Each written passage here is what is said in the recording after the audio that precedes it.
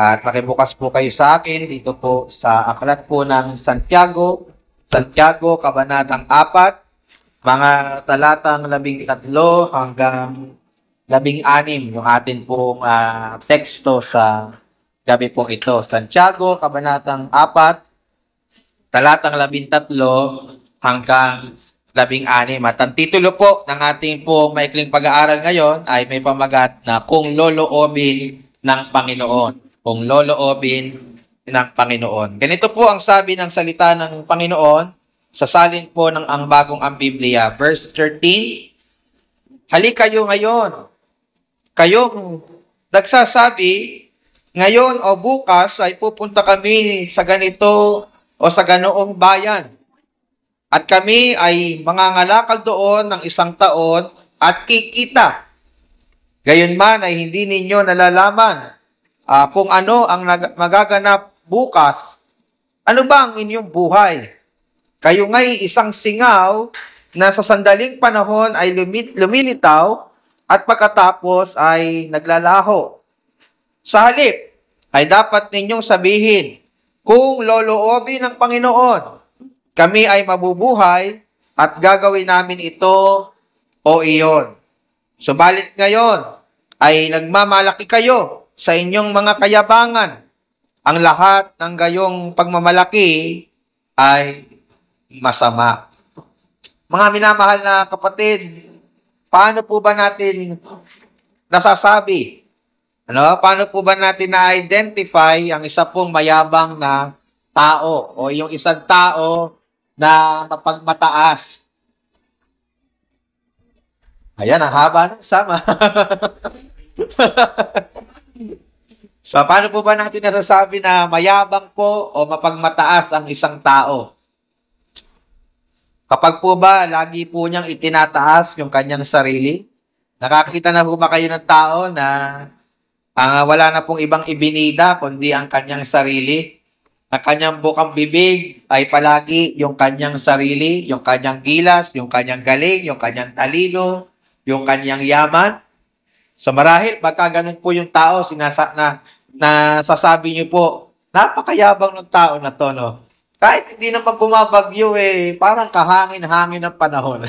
Di po ba?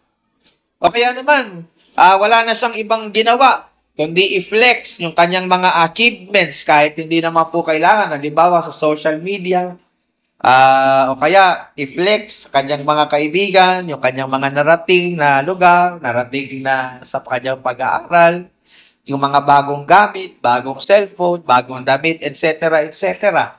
So sinasabi siguro ninyo kahit hindi niya naman tinatanong, pero palagi siyang panayang bida sa mga magagandang bagay na meron siya, naiisip siguro ninyo na mayabang yung tao na yun, Kasi di mo naman tinatanong, panay ang bida niya, di ba? O kaya naman, kapag po siguro mababa o yung sa English rude, yung kanya pong trato sa iba. May mga tao pong ganun hindi maayos makitungo, lalo na sa mga maralita o mga wala namang karangyaan sa buhay. So, may mga tao na parang napakababa ng turing sa iba, na parang napakataas ng tingin nila sa kanilang sarili at hindi sila marunong trumato ng kanilang kapwa ng maayos. Naka-experience na po ba kayo? Kadalasan yung ganyan, hindi ko naman nilalat. Yung mga taong may mga sinasabi sa buhay. Yung mga taong mayayaman, Kala po kung sino magsalita. Lalo na sa mga mahihirap po nating mga kapatid at mga kababayan. So, ilan lang po yan mga kapatid sa mga examples na naisip ko na siguro unang pumapasok po sa isip ninyo kapag po pinag-uusapan natin yung isang taong mayabang o mapagmataas. Pero mga kapatid, meron pong isang uri ng kayabangan na maaaring nagagawa natin pero hindi po tayo aware. Meron pong isang klase ng pagmamataas na maaaring hindi natin namamalayan pero nagagawa natin sa pang-araw-araw po natin na buhay. At ito po, yung pagpaplano natin sa buhay natin nang hindi po nakadepende sa kalooban ng Diyos. Una po yun, yung pagpaplano natin sa buhay natin na hindi tayo dumedepende sa kalooban ng Diyos o yung pagpaplano at pamumuhay, mga kapatid, na et sa puwera ang Diyos. Na parang hindi nasa una ang Diyos. Parang hindi natin binibigyan ng importansya ang Diyos.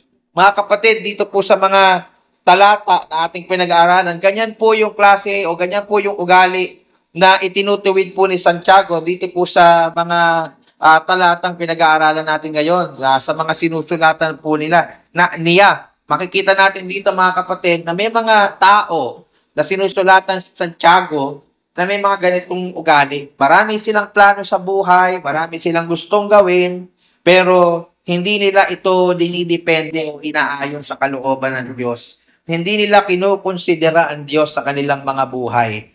Sila'y umiiral na bumuhay sa mundo na para bagang hindi umiiral ang Diyos. At yun po pala mga kapatid ay isa pong uri ng kayabangan. So dito po sa text na binasa natin, nabasa ho natin na matapos pong i-review o ituwid ni Santiago yung kanyang mga kausap o mga sinulatan tungkol sa issue ng pagtatalo-talo, di ba? Yan yung nasa context niya, lalo na doon sa verse 1 hanggang sa mga sumusunod na talata. Kaya in-encourage sila na pagsisi ni Santiago, kaya nagkaroon tayo ng series tungkol sa genuine repentance o yung tunay na pagsisisi. So after pong i-address ni Santiago yung issue ng pagtatalo-talo at mag-aaway-away sa mga sinusulatan niya, in-address naman po niya dito sa mga talatang ating pinag-aaralan yung issue ng kayabangan o yung pagmamataas.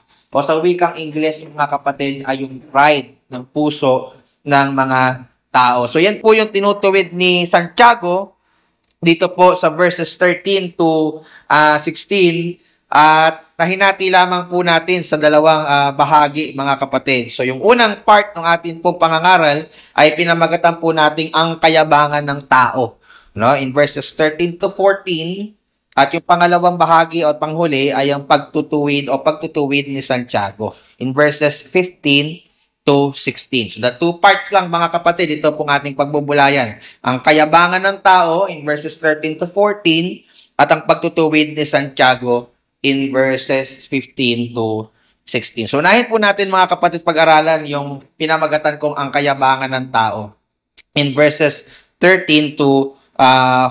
Bakit ko po ba mga kapatid nasabi na ang mga taong ito ay nagmamataas at palalo o mayayabang? Pakikita po natin in verses 13 to 14 na sila po ay tinawag ni Santiago mayayabang, lalo na kung tatalon tayo sa verse 16, sapagkat inaakala po nila na kaya nilang puntahan ang nais po nilang puntahan. Tingnan niyo po sa verse 13, mga kapatid. Sabi niya, halika kayo ngayon, kayong nagsasabi ngayon o bukas ay pupunta kami sa ganito o sa ganoong bayan. So nakita niyo ho, mga kapatid, para bagang nakadepende sa kanila kung makakarating sila o hindi sa bayan na gusto nilang puntahan upang sila po ay magnegosyo, upang sila po ay mangalakal. Wala po sa isip nila, hindi nila kinukonsidera ang Diyos. So para bagang kaya nila sa kanilang sarili na puntahan ang kanilang gustong puntahan. Pangalawa, mga kapatid, makikita nyo rin po sa talata na kaya po natin sila nakitang mayayabang sapagkat iniisip po nila at inaakala nila na kaya nilang gawin ang gusto nilang gawin. Tingnan nyo po, sabi doon, verse 13 pa rin ngayon, o bukas ay pupunta kami sa ganito o sa ganong bayan at kami ay mangangalakal doon ng 1 taon at kikita. So, nakita niyo po doon mga kapatid, gagawin daw nila ay mangangalakal o in other words, magninegosyo. At tingnan nyo, nakapag-conclude na sila kung ano ang mangyayari sa kanilang negosyo. Ano daw yung mangyayari? Kikita daw sila. No? Magiging successful daw sila. Na para bagang sila yung nagdedetermina nung katagumpayan ng kanilang paghahanap buhay. No? Nang hindi ito nakasalalay sa Diyos. Tingnan nyo yung kayabangan ng mga taong sinusulatan dito ni Santiago at marami pong sa panahon po natin ngayon ganyan, di po ba? Na parang bagang yung success natin sa buhay, yung katagumpayan ng ating mga planong gawin nakasalalay sa sarili nating galing, no? At ang sabi ho ng Biblia doon, yun po pala ay isang uri ng kayabangan, no? At maliban po doon, mga kapatid, ito, talamak to, lalo na kapag may nagba-birthday. Yung iniisip po nila na kaya nilang mabuhay hanggat gusto nilang mabuhay. Pamilyar kayo? Di ba? May mga bati ngayon, mabuhay ka hanggang kailan mo gusto pagka birthday. Para bagang sa atin nakasalalay yung buhay natin. Alam nyo, nakakayamot pagka nakakabasa ko sa Facebook ng mga ganong klaseng, alam ko naman, nagtatry lang sila maging cool. Ano? Pero sa liwanag ng banal na kasulatan, yun uri ng kayabangan. Ano? Hindi nakasalalay sa atin kung hanggang kailan natin mabuhay. Yung iba nga, gustong-gustong mabuhay eh. Pero talaga ginastos na lahat, no? Na pinuntahan na lahat ng doktor. Namatay pa rin. Bakit? Hindi nakalooban ng Diyos na sila'y mabuhay. No, hindi nakasalalay sa atin. Ang buhay, nakasalalay yan sa Diyos. Tingnan niyo po yung kayabangan ng mga taong ito. Tingnan niyo. Sabi niya, verse 13, ang gagawin daw nila, pupunta sila sa ganito at ganoon bayan at kami mangangalakal doon. Gano'n daw katagal? Ng 1 taon. As if alam nila na buhay pa sila ng 1 taon.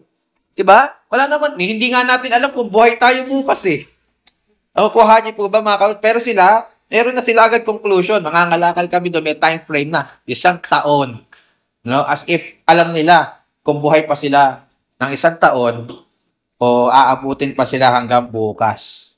So, mayayabang sila kasi inakala nila kaya nilang puntahan yung gusto nilang puntahan, kaya nilang gawin yung gusto nilang gawin, kaya nilang mabuhay hanggang gusto nilang mabuhay. Pero in reality, mga kapatid, sa liwanag ng banal na kasulatan at sa liwanag ng realidad ng buhay na nakikita natin araw-araw, hindi po gayon ang sitwasyon.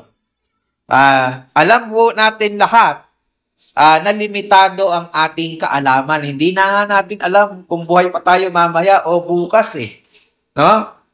So, ganyan yung makikita natin, mga kapatid, limitado ang tao sa kaniyang kaalaman. Tingnan po sa verse 14. Ang sabi doon, gayon man ay hindi ninyo nalalaman. Nakita niyo po kung ano ang magaganap bukas.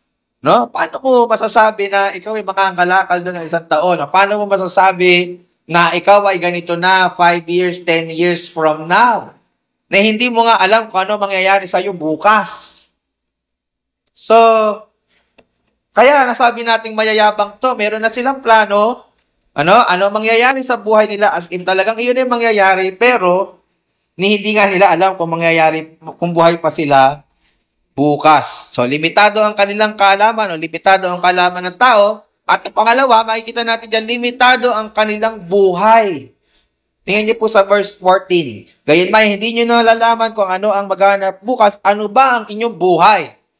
Ano po ba buhay natin? Sabi, kayo nga'y isang singaw na sa sandaling panahon ay lumilitaw at pagkatapos ay naglalaho. Saan po hinalintulad ang buhay nating mga tao, mga kapatid? Sa isang singaw. Sa original na salita nitong singaw na to ay may kasing kahulugan na vapor. Ano po? Parang nagsaing ka, di ba? Pag nagsasaing, si Ate Sel, di ba dumating ako, nagsasaing ka? Tine-testing ko lang, kala ko natutulog si pag may meditate siya, ano ba yung singaw? No? Masakit ba yun? So, naambutan ko si Sister Sel, nagsasaing siya. Di ba, Sister Sel? Nung nagsasaing ka, ano yung nakikita mo sa taas ng sinaing mo? Pag yun, tama, usok. Singaw yun. Vapor. No? Pagka hinarang mo yung kamay mo doon, mararamdaman mo, basa. Kasi nag-i-evaporate yung tubig. So, konting science 101. Ang tawag doon, evaporation. Di ba? So, di po ba? Ganun lang daw yung buhay. Ngayon, sister, tapos ka na magsaing? Syempre naman, masusunog na yun. Kanina pang alas 5 yun, So, kapag po, tapos ka na magsaing, sister, pinapatay mo na, di ba, yung anan? Meron ka ba nakikitang usok ngayon? Pagka binuksan mo? Kung mainit-init pa siya, merong konti. Pero maya-maya, yung konting usok na yun, mawawala din eh. Ganun lang daw yung buhay natin, parang vapor, parang usok. Yun pong buhay natin, mga kapatid, gaya ng usok, ay maikli. Maikli ang buhay, mga kapatid. Ilang taon na tayo ngayon? Di po ba? Yung iba dito, nangangalahati na, o yung si nanay, sabi nga nung edad ni nanay, nasa kahapunan na ng buhay. Ano po? Maikli ang buhay. Mga kapatid, kala yung mga tao na kakilala natin, magugulat na lang tayo. Nakatarpulin na yung pangalan. Ano po? Ay, patay na pala si ganon. Kalakas-lakas pa niya kahapon. Kakwentuhan pa siya kahapon. Diba? Maikli po ang buhay. Yan po ang reality. Ano po? Marupok ang buhay. Fragile. Ano po? Kahit gano'ng kakalakas, sabi nga, ang biruan, isang ugat lang sa batok o isang ugat lang sa ulo ang iyong katapat. Tapos. Ganon karupok ang buhay ng tao. Ano po? At ang sa liwanag ng ating pinag-aaralan ng buhay, maliban sa maikli, maliban sa marupok, hindi ho natin to kontrolado. Hindi natin alam kung hanggang kailan tayo mabubuhay, mga kapatid at mga minamahal. Kaya sa mga naririto na wala pang kasiguraduhan sa kaligtasan, hindi pa nila alam kung saan talaga pupunta yung kaluluwa nila, kailangan meron diyang sense ng urgency. Ibig sabihin, hindi ka dapat dyan nagpapa-banding-banding lang na para alam mo pa, meron pa naman akong time, baka bukas, so siguro pagtanda na ako magsusuko ng buhay sa Panginoon. No, that's not the case, mga kapatid. Ang buhay natin ay parang usok. Na po, maikli ang buhay. Anytime, pwedeng bawiin ng Panginoon ang buhay. Kaya po ang paalala sa atin ng Panginoon, lalo na kung ikaw ay hindi paligtas, magsuko ka na ngayon ng buhay kay Kristo kasi bukas baka huli na ang lahat. Kukuha niyo po ba ako, especially sa mga naririto na hindi pa po naglalagak at tulay na nagsisisi sa Panginoon. So that's the reality of life. Ang maganda naman po sa ating mga believer, mga ligtas na, kahit maikli ang buhay natin sa sanlibutan, kahit anytime pwede na pa rin tayong mamatay, meron na tayong hope sa eternity. Sasabihin natin sa kamatayan, bring it on. So, tara, kaya nating tingnan ng mata sa kamatayan at sasabihin sa kanya, pinagtagumpayan na ng aking Panginoon, ikaw. So, alam natin na kahit tayo mamamatay physically, tayo bubuhayin spiritually. I-glorify yung ating kamatayan. But sa maraming mga tao, ang buhay, mga kapatid, ay maikli, marupok, at hindi natin kontrolado. So, sa makatuwid, mga kapatid, kapag po sinabi natin na may kasiguraduhan ng mga bagay na parang bagang ito'y totoong mangyayari, magplano tayo na parang bagang settle na lahat sa isip natin na ito'y mangyayari nang hindi nakadepende sa Diyos, umaakto po tayo na mayayabang, mga kapatid. Kaya pagdating po doon sa verses 15 to 16, tinuwid po sila ni Santiago. Nung nirebuke po sila ni Santiago, at doon po papasok yung panghuli nating punto, ang pagtutuwid ni Santiago. Paano po ba tinuwid ni Santiago? Ito pong mga sinusulatan niya in verses 15 to 16. Una, mga kapatid, tinuruan po sila ni Santiago ng dapat po nilang sabihin. Nakita niyo po, tingnan po natin sa verse 15. Masabi kung sa halip, so imbes na magsabi tayo ng mga bagay na gagawin natin, isipin natin na tayo mabubuhay pa hanggat kailan natin gusto, and so on and so forth, sabi niya sa halip, ay dapat ninyong sabihin kung loloobin ng Panginoon. Nakita niyo? Kung loloobin ng Panginoon. Yung iba, Lord willing. If the Lord wills, kami ay mabubuhay at gagawin namin ito o iyon. So mga kapatid, hindi lang ito basta tinuturuan sila ni James o ni Santiago ng simpleng cliche na kapatid, kapag ikaw ay pupunta doon, huwag mong kakalimutang ilagay sa dulo, Lord willing, o sasabihin mo, Lord willing, o kung kalooban ng Panginoon. Di po ba? Sa Sunday, halimbawa, mag-evangelize tayo kung kalooban ng Panginoon, o Lord willing. So, hindi lang to simpleng cliche o isang kasabihan na dapat nating idagdag sa ating mga lingwahe bilang mga Kristiyano. Ito po ay nagpagtuturo sa atin ng realidad ng buhay. Na ang buhay po, mga kapatid, natin ay nakontrolado po ng ating Panginoon. Na lahat po ng ating gagawin, mga kapatid at mga minamahal, lahat po ng ating paplanuhin, dapat idinidepende po natin sa Panginoon. Kaya natin sinasabi kung kalooban ng Panginoon. Hindi natin siya iniitsapwera. Hindi natin siya isinasantabi. Hindi siya parang hindi umiiral sa ating mga buhay. Lagi natin siyang kinikilala sa ating mga buhay, sa presente nating buhay at maging sa buhay natin sa hinaharap. So, mga kapatid, ito po'y nagpapakita sa atin na ang lahat ng nangyayari sa buhay natin, mangyayari sa buhay natin ay nakasalalay po sa kalooban ng Panginoon. Ang tawag po doon ay sa soberentiya ng Panginoon. Siya yung may kontrol ng lahat. Sa probidensya ng Panginoon. Pag sinabing probidensya, lahat nangyayari sa buhay ng tao ay nakaayon sa probidensya ng Panginoon. So, kung tayo po ay makakapunta sa gusto nating puntahan, yun po ay ayon sa kalooban ng Panginoon. Kung hindi, yun pa rin po ay kalooban ng Panginoon. Di po ba? Kung tayo po ay mabubuhay, yan po ay dahil lamang sa kalooban ng Panginoon. At kung mamamatay man po tayo, mga kapatid, yan pa rin ay ayon sa kalooban ng Panginoon. No? Kung tayo man po ay magtatagumpay sa ating hanap buhay o sa mga plano natin sa buhay, ayon po yan sa kalooban ng Panginoon. At kung tayo naman po ay mabibigo, halimbawa sa ating karir, merong maaaring ibang plano sa iyo ang Panginoon. So lahat po sa buhay natin, gusto ko pong maunawaan ninyo, nakadepende at nakasalalay sa ating Panginoon. Kaya dapat sa ating pong puso at sa ating pong sinasabi, sa tuwing tayo may planong gagawin sa ating mga buhay, lagi nating iniisip kung kalooban ng Panginoon. Okay? Kapag po hindi gayon, mga kapatid, lalabas na tayo po ay mayabang.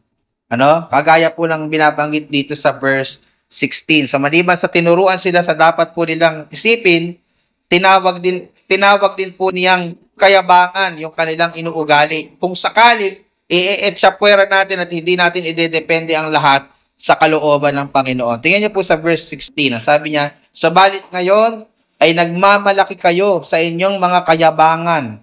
Ang lahat ng gayong pagmamalaki ay masama." Paano po nasabi ni Santiago na sila'y nagmamalaki at nagmamayabang?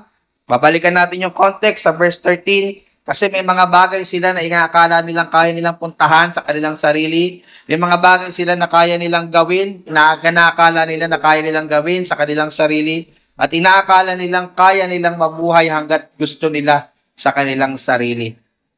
Kapag po pala, mga kapatid, ganun yung mindset natin, namumuhay tayo na para bagang etsapwera at hindi nakadepende sa Diyos, nagkakaroon po pala tayo ng ugaling mayabang sa harapan ng Diyos. Kasi in reality, hindi po pala talaga gayon yung ating kalalagayan. Tayo po pala, mga kapatid, ay makakapunta lang sa gusto nating patunguhan, magtatagumpay lang sa mga plano natin sa buhay, at patuloy tayong mabubuhay kung kalooban lamang ng Panginoon.